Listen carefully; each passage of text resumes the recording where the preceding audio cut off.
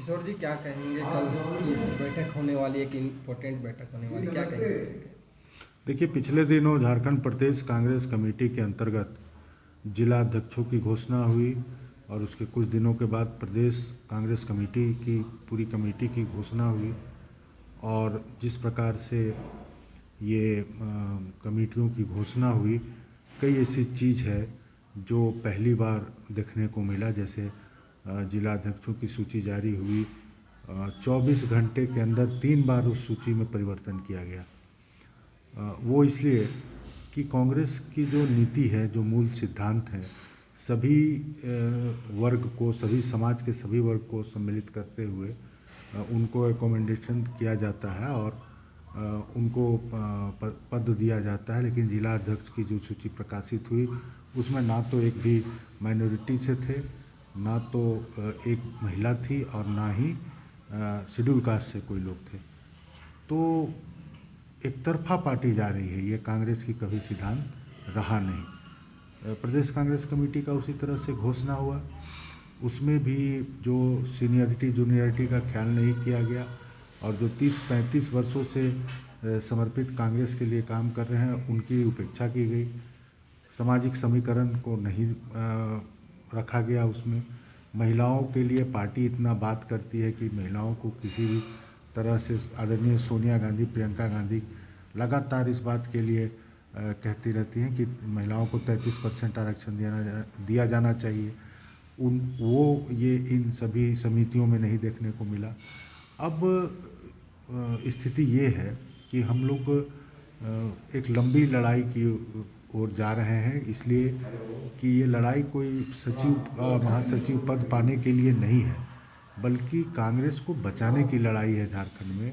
आज देखा ये जा रहा है कि जो कुछ दिन पहले कांग्रेस पार्टी में आए थे, आज वो कांग्रेस के भाग विधाता बन गए हैं। वो कांग्रेस में उनका कब्जा हो गया है और कांग्रेस को जो अच्छे बुरे दिनों में अपने पूरी निष्ठा और समर्पण के साथ जिन्होंने काम किया है, उसको आज दरकिनार कर दिया जा रहा है। तो अब ये चलने वाला नहीं है, ये बर्दाश्त योग नहीं है। सुनने में ये भी आ रहा है कि 37 वर्षों के बाद जब झारखंड में कांग्रेस के गठबंधन की सरकार बनी है 2019 में, तो उसमें कुछ सरकारी पदों पर जो है बोर्ड, निगम और कई ऐसे सदस्य होते हैं सरकारी, उसमें ये तैयारी चल रही है कि दूसरे दल से आए हुए लोगों को उसमें जगह देने की बात है और कहा जा रहा है कि वो लिस्ट सीधे तौर पर फाइनल हो गया है। ये सारी चीज़ों को बहुत दिन से कांग्रेस के कार्यकर्ता पूरे झारखंड के अलग अलग जिलों से लोगों ने खुद कहा कि बैठक रखिए और हम लोग उसमें निर्णय लेंगे कि प्रदेश अध्यक्ष अब हम लोग 1 मिनट भी बर्दाश्त नहीं करने जा रहे हैं। कांग्रेस हाईकमान से हम लोग डिमांड करेंगे कि ऐसे व्यक्ति जो यहाँ कांग्रेस को कमज़ोर कर रहे हैं और संघर्ष के दिनों में जिसका कहीं कोई पता नहीं था, आज वो सब कुछ यहाँ पर कांग्रेस का नाश कर रहे हैं।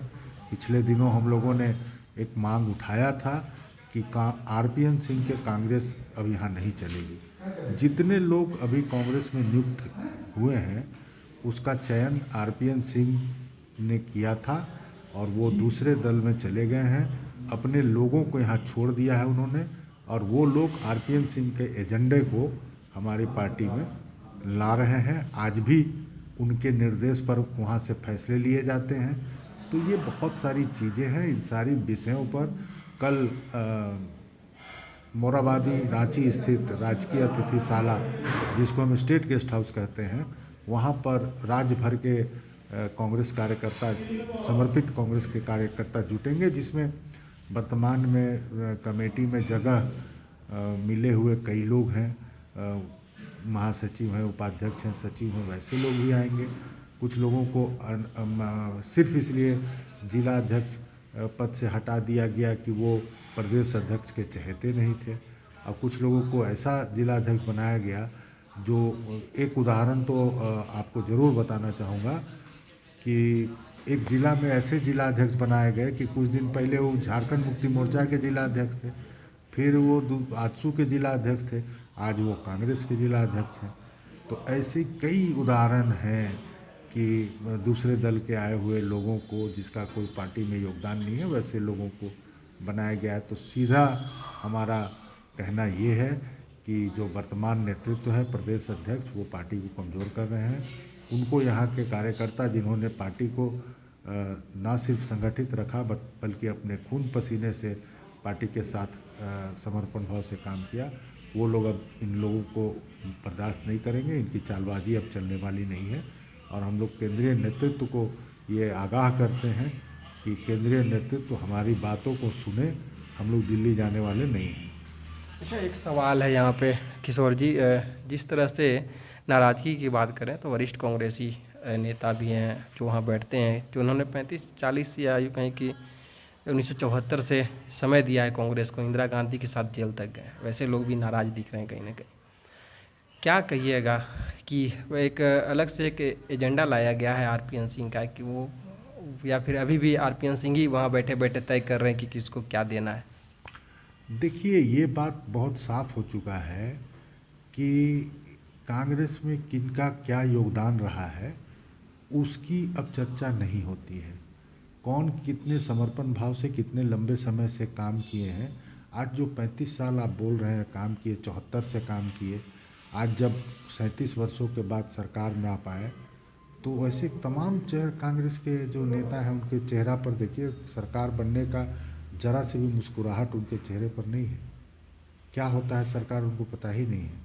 इसलिए वे लोग अपने आप को उपेक्षित महसूस करते हैं और जो आरपीएन सिंह के जो कृपा पात्र से यहाँ पर जो लोग बने हैं वो उन्हीं के निर्देश पर अभी भी काम कर रहे हैं।